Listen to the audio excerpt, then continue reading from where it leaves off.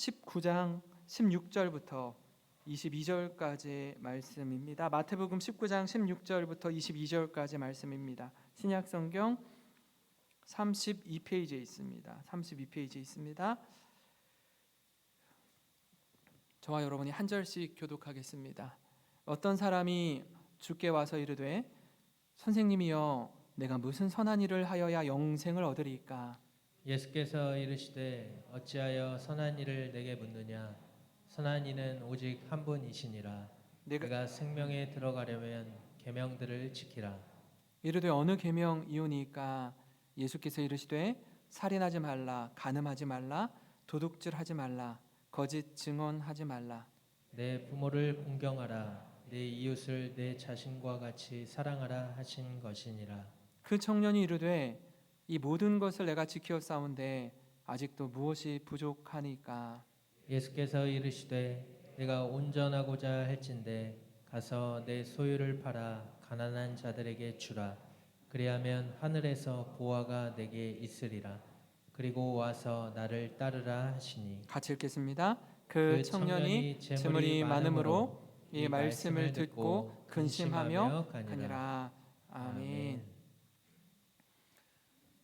제가 청소년 사역을 오랜 동안 하면서 아이들과 많이 수련회를 갔습니다. 수련회 중에 한 가지 이렇게 제안을 해서 아이들이 앞으로 되고 싶은 꿈, 또 미래,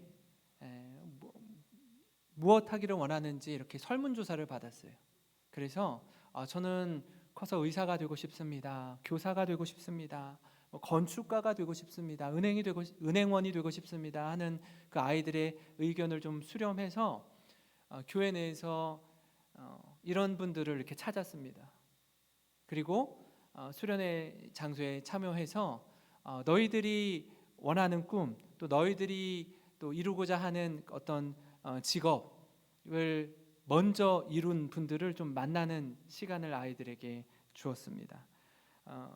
그 꿈을 이루기까지 어떻게 준비했는지, 그리고 오늘 이 일을 하면서 어떤 좋은 점이 있고 또 아쉬운 점이 있는지 그런 시간을 서로 주고받으면서 질의응답하는 시간을 가졌습니다. 그러자 그 준비하는 선생님들 또 이렇게 성도들이 자신의 과거를 이렇게 돌아보는 거예요.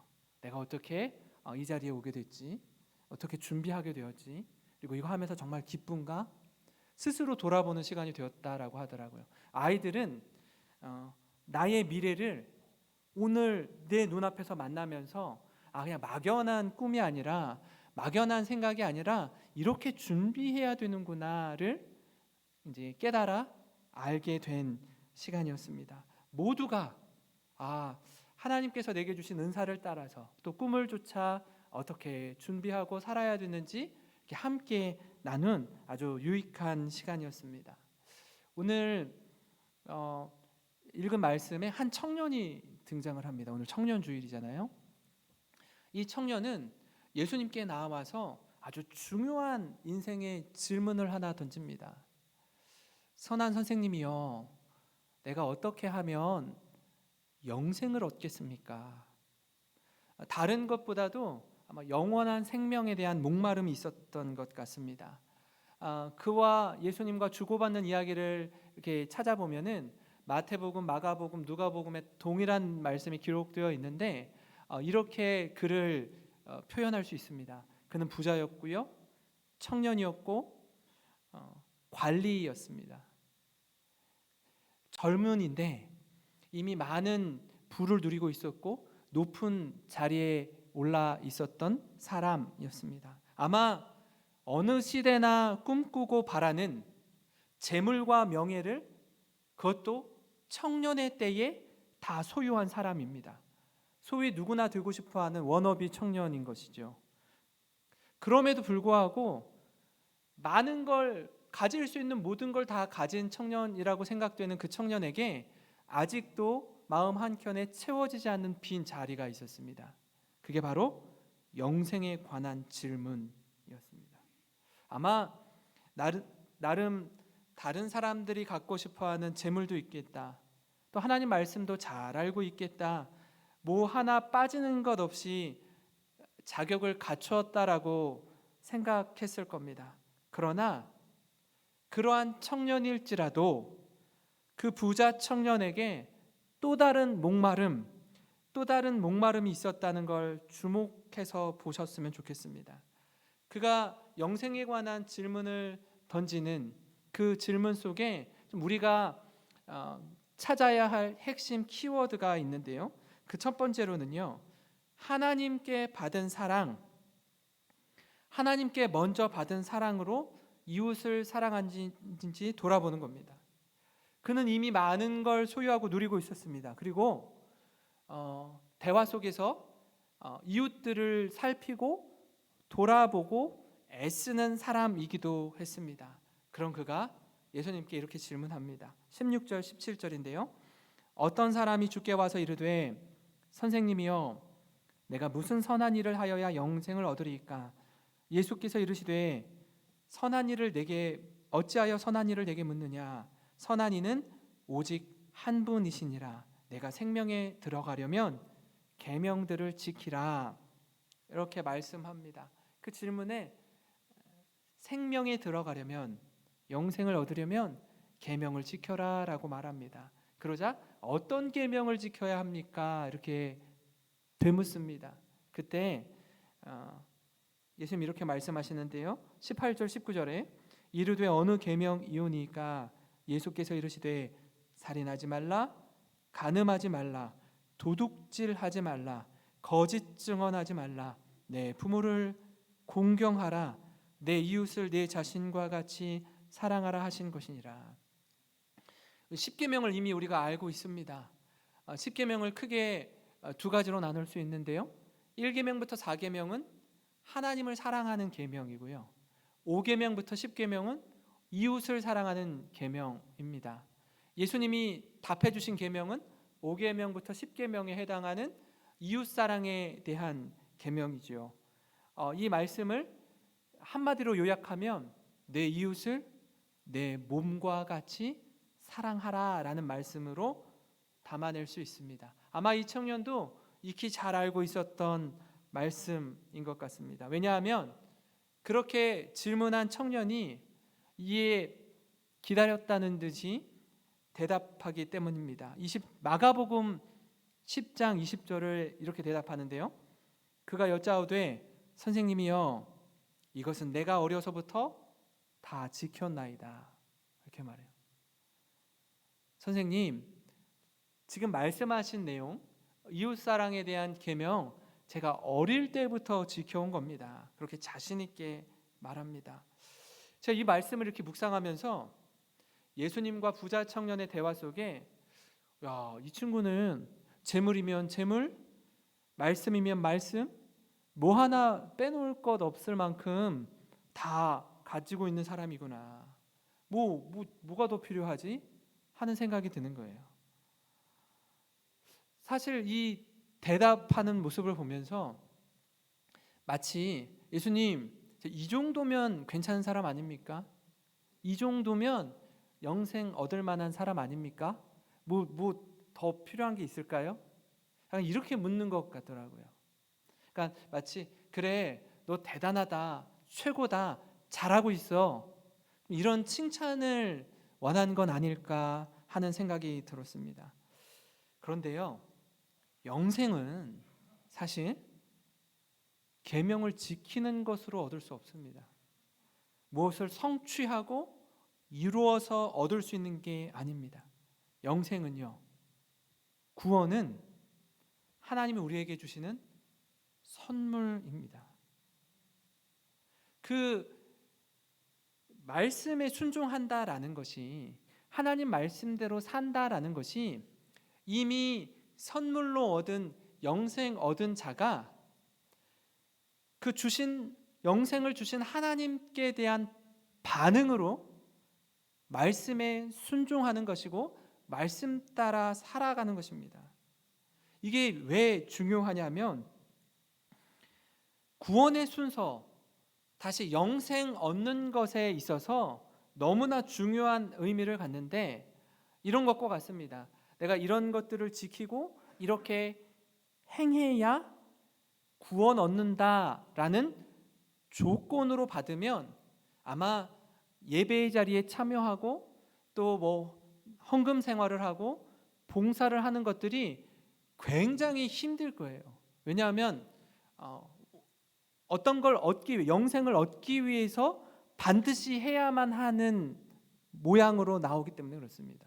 그런데 하나님 우리에게 먼저 조건 없이 베푸신 은혜, 그 사랑, 그 구원의 감격이 있기 때문에 나에게 구원을 허락하신 하나님, 어떻게 하면 하나님을 기쁘시게 할 수 있을까? 말씀을 보니까 그 말씀에 대한 내용을 보니 이렇게 살면, 이렇게 살 때 하나님 기뻐하시는구나. 그래서 순종하는 것과는 전혀 상반된, 모양은 비슷할지 모르지만, 겉으로 외적으로 표면적으로 나타나는 건 비슷할지 모르지만 내면의 중심은 전혀 다르다. 그 동기는 전혀 다른 곳으로부터 시작한다라는 겁니다. 에베소서 2장 8절 9절을 아마 많은 분들이 암송하고 계실 텐데요. 너희는 그 은혜에 의하여 믿음으로 말미암아 구원을 받았으니 이것은 너희에게서 난 것이 아니요 하나님의 선물이라. 행위에서 난 것이 아니니 이는 누구든지 자랑하지 못하게 함이라 라고 말씀합니다. 이 구원의 감격과 은혜가 있기에 하나님을 위해 내 삶을 드리는 것, 주님의 말씀에 즐거이 순종하는 것, 이게 정말 복된 삶이요 가치 있는 삶임을 스스로 고백하고 주님을 찬양하는 겁니다. 바라기는 이 은혜 가운데 하나님께 받은 사랑, 구원의 은혜를 우리와 함께하는 이웃들에게 흘려보내는 우리 모든 성도님 되시기를 주님의 이름으로 축원합니다. 그런가 하면요, 영생에 관한 질문 속에 찾아야 할 또 하나의 핵심 뭐냐면 하나님보다 더 사랑하는 게 있는지 점검하는 겁니다. 제가 앞서 말씀드린 것처럼 어떻게 하면 영생 얻습니까? 계명을 지켜라. 어떤 계명을 지켜야 되죠? 이웃을 사랑해라. 여기까지 우리가 같이 말씀을 나눴습니다. 뭐 더 할 게 있습니까? 예수님, 선생님, 뭐 좀 더 지킬 게 있습니까? 이때 너무나 중요한 정곡을 콕 찔러서 예수님이 말씀하십니다. 이 질문에 예수님은요, 그가 가장 자랑으로 삼고 자신의 인생을 책임져 줄 거라 믿고 있었던 그 믿는 구석을 건드립니다. 21절 말씀입니다.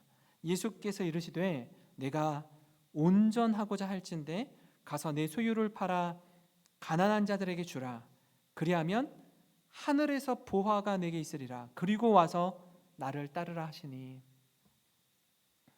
청년이 이웃을 돌보지 않은 거 아닙니다. 그죠? 아까 말씀드린 것처럼 어렸을 때부터 이웃 사랑하는 계명을 잘 지켜온 사람입니다.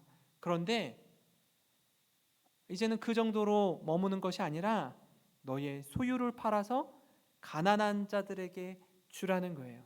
다시 말씀드리면 땅에 있는 보화로 가난한 자들을 섬기고 너는 하늘의 보화를 쌓으라고 말합니다.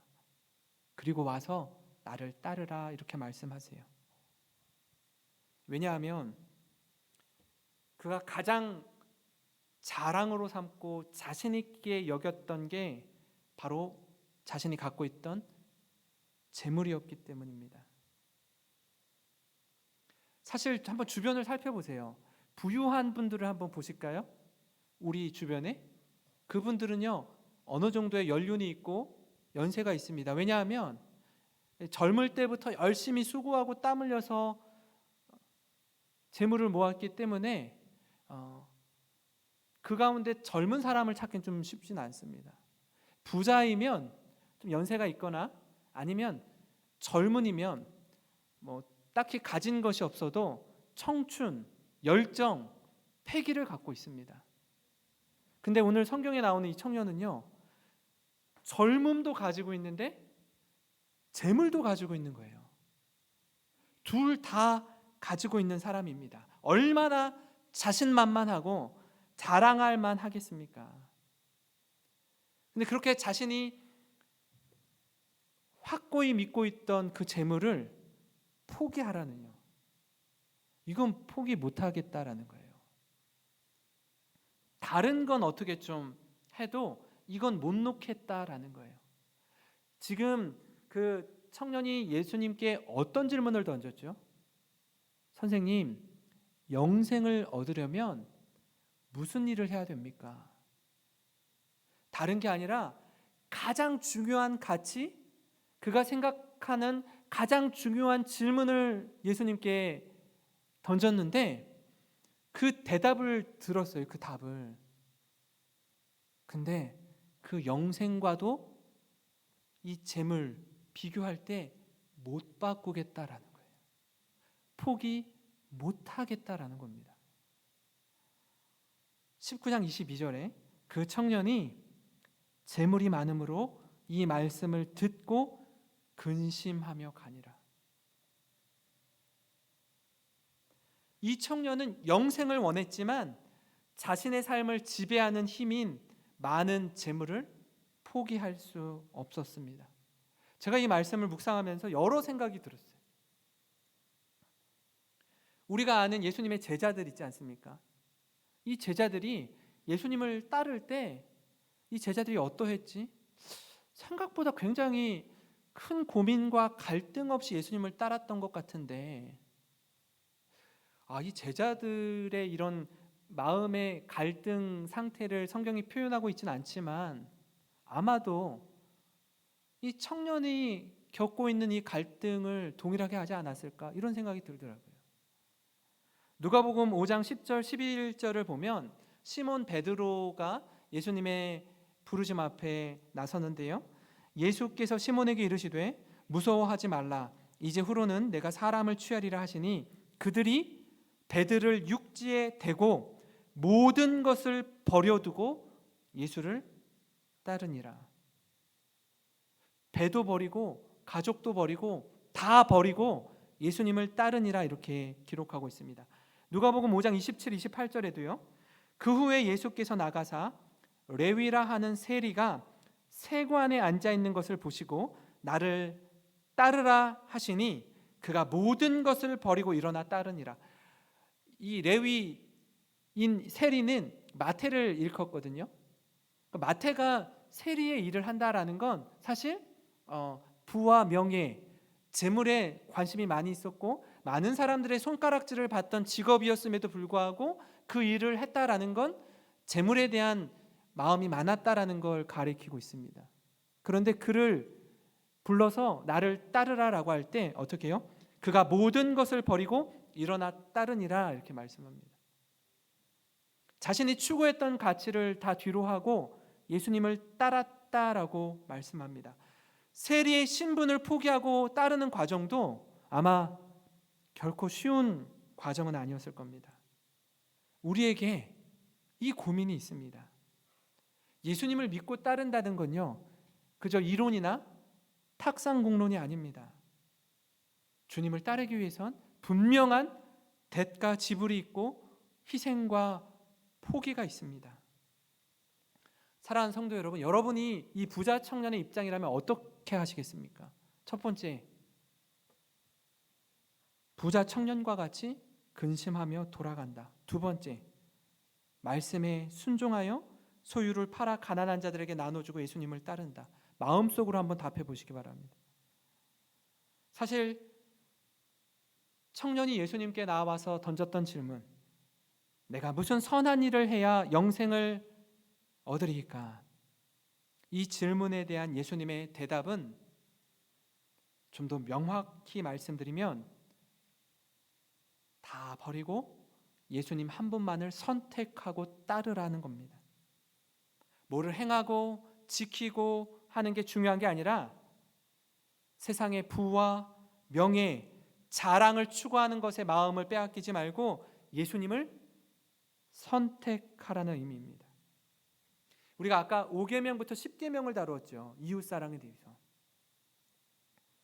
1계명부터 4계명, 하나님을 사랑하는 계명인데 출애굽기 20장 3절에 그 1계명이 나옵니다. 그게 뭐냐면 너는 나 외에는 다른 신들을 내게 두지 말라. 예수님이 접근할 때 이웃사랑에 대해서 이렇게 말씀하시다가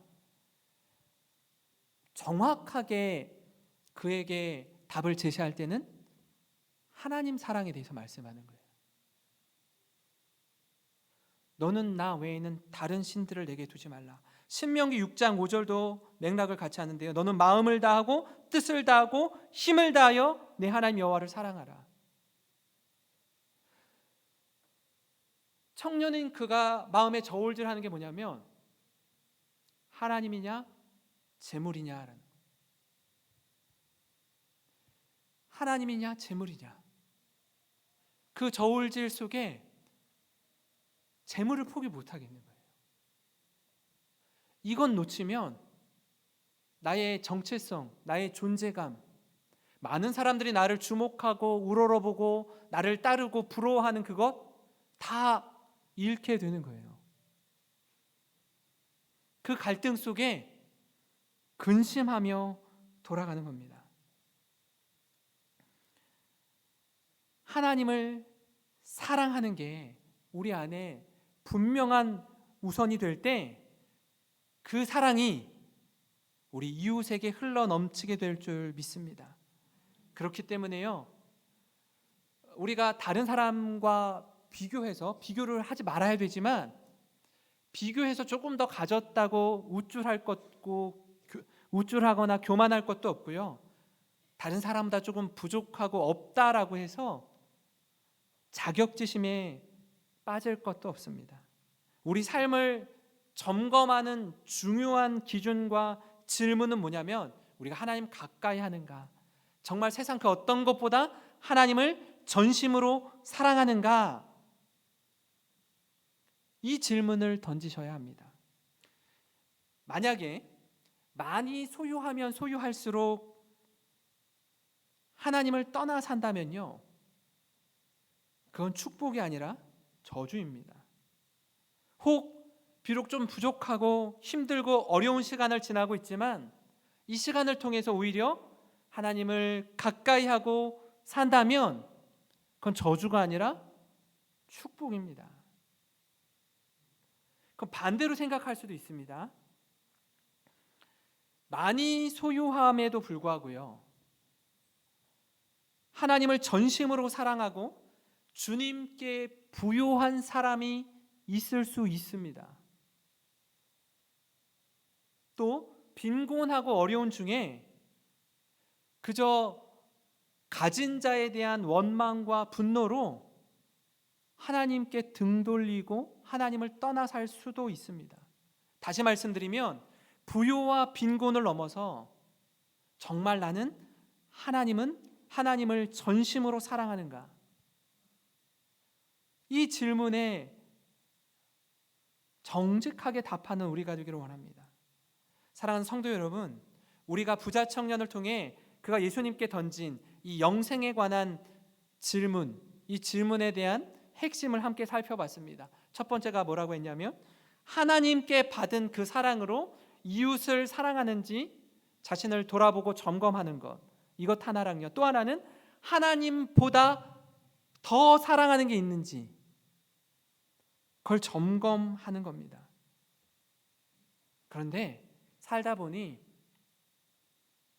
지금 말씀드린 이 두 가지에 대한 관심은 우리 삶의 우선순위에 저 먼 곳에 있는지 모르겠습니다.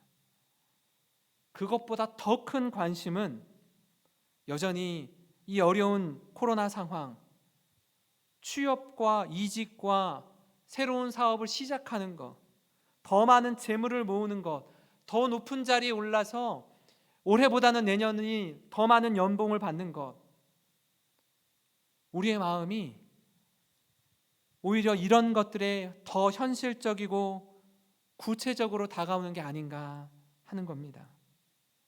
부자 청년이 근심하고 떠난 그 자리에 예수님이 이렇게 말씀하시는 걸 우리 마음속 깊이 기억하셨으면 좋겠습니다. 23절 24절인데요. 예수께서 제자들에게 이르시되 내가 진실로 너희에게 이르노니 부자는 천국에 들어가기가 어려우니라. 다시 너희에게 말하노니 낙타가 바늘귀로 들어가는 것이 부자가 하나님 나라에 들어가는 것보다 쉬우니라 하시니. 이 부자가 갖는 생각이 있어요. 이 세상에 대한 만족, 하나님 없이도 살 수 있다는 교만함, 영생보다는 이곳이 천국이라는 확신, 그 마음을 하나님이 흔드시는 겁니다. 정말 그러니? 정말 여기가 천국 같니? 그럼 반대로 생각할 때요.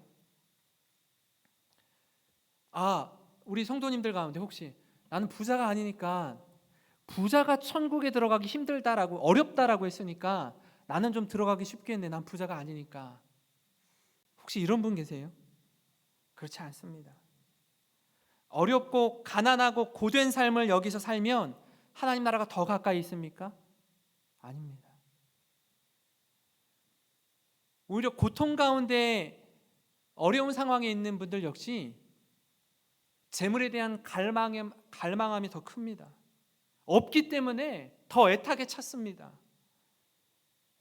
실제로 하루하루 사는 게 너무너무 버거운데, 그게 얼마나 귀한데, 꼭 있어야 되는 것인데 너무 힘들기 때문에 더 갈망합니다. 그럼 누가 하나님 나라에 들어갑니까? 제자들한테 낙타가 바늘귀에 들어가는 게 더 쉽다, 부자가 하나님 나라에 들어가는 것보다 낙타가 바늘귀에 들어가는 게 더 쉽다라고 말하니 제자들이요, 주님, 그러면 누가 들어가요 거기에? 하나님 나라에 들어갈 사람이 있습니까 도대체? 어떤 사람이 들어갑니까? 이렇게 묻거든요. 26절에 예수님이 이렇게 대답하십니다. 예수께서 그들을 보시며 이르시되 사람으로는 할 수 없으나 하나님으로서는 다 하실 수 있느니라. 좀 대답이요, 좀 생뚱맞아요. 너네는 안 된다는 거예요. 너희 힘으로, 너희가 가진 재물로 말씀을 완벽하게 지켜내서 하나님 나라에 들어갈 수 없다라는 거예요. 다시 말하면 영생이란, 구원이란 하나님 손에 있다는 겁니다. 부자이기 때문에, 어릴 적부터 율법을 잘 행하였기 때문에 구원 얻는 게 아니라 구원자 되시는 예수님을 믿고 거듭난 자가 구원 얻는다라는 겁니다. 제가 이렇게 어젯밤에도, 늦은 밤에도 계속 말씀 묵상하다가 이런 찬양이 생각났습니다.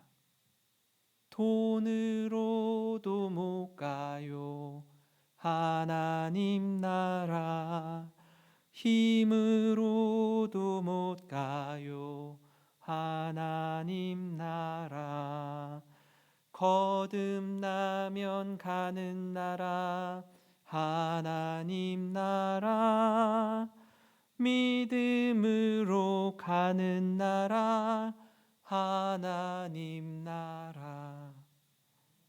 2절엔 이렇게 나와요. 벼슬로도 못 가요 하나님 나라, 지식으로 못 가요 하나님 나라, 거듭나면 가는 나라 하나님 나라, 믿음으로 가는 나라 하나님 나라. 믿으십니까? 오늘 말씀에 핵심을 잘 담아내고 있는 찬양입니다. 제가 2019년 10월 13일에 이 영생교회에 부임했습니다. 군산이란 곳이 굉장히 낯설기도 했지만, 그러나 한 가지 기대감으로 나왔던 건 하나님이 부르신 이곳에서 사랑하는 성도들과 함께 이 교회를 섬길 수 있다는 것이 얼마나 큰 은혜요 축복인지 모릅니다. 제가 뒤돌아보니 2001년부터 19년까지 19년 동안 부교육자 생활을 했습니다. 많이 준비되고 또 훈련하고 배웠던 모든 것들을 우리 성도님들과 함께 이곳에서 펼쳐나갈 수 있다는 것에 대해서 참 감사한 시간이었습니다. 제가 우리 이 자리에 있는 청년들에게 한번 묻고 싶습니다. 하나님이 여러분을 왜 군산 땅에 심으셨는지 기억했으면 좋겠습니다. 하나님이 주신 이 젊음, 이 열정, 이 패기로 무엇을 위해 살아야 되는지, 누구를 위해 살아야 되는지 그리스도인으로서 고뇌와 치열함이 있기를 바랍니다. 그래서 하나님, 제가 있는 이곳이 하나님 나라가 되게 해 주십시오. 어느 곳에 있든지 저는 우리 영생교회가 이 청년과 주일학교의 요람이었으면 좋겠어요. 이곳에서 말씀 잘 배우고 하나님 어떻게 사랑하는지 우리 성도님을 통해서 잘 배우고 훈련받은 다음에 세계 열방으로 흩어져서 우리나라 전국으로 흩어져서 그 한 사람 한 사람의 청년들이 믿음의 삶을 살아가는 것으로 그 곳, 그 공동체, 그 직장, 그 사업장을 변화시키는 하나님의 영광스러운 도구가 되기를 간절히 소망합니다.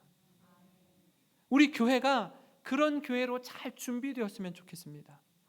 그래서요, 혹 이곳에 청년들이 많지 않아도 한 명 한 명 소중한 줄 알고 이들이 말씀 안에서 잘 준비되고 훈련되는 것, 이게 정말 중요한 가치라는 것을 우리 마음에 기억했으면 좋겠어요. 그래서 많지 않아도 이들이 한 영혼 한 영혼이 말씀 안에서 잘 세워지면 그들이 세계 열방에 흩어져서 진짜 예수 믿는 사람으로, 진짜 하나님 사랑하는 사람으로 잘 세워진 그곳이 영생교회가 모체가 되고 뿌리가 되어서 영생교회 청년 출신들이 정말 하나님 사랑하는구나, 너무나 귀한 일꾼들이구나, 그렇게 쓰임받는다면 이보다 더 큰 기쁨과 감사가 어디 있겠습니까?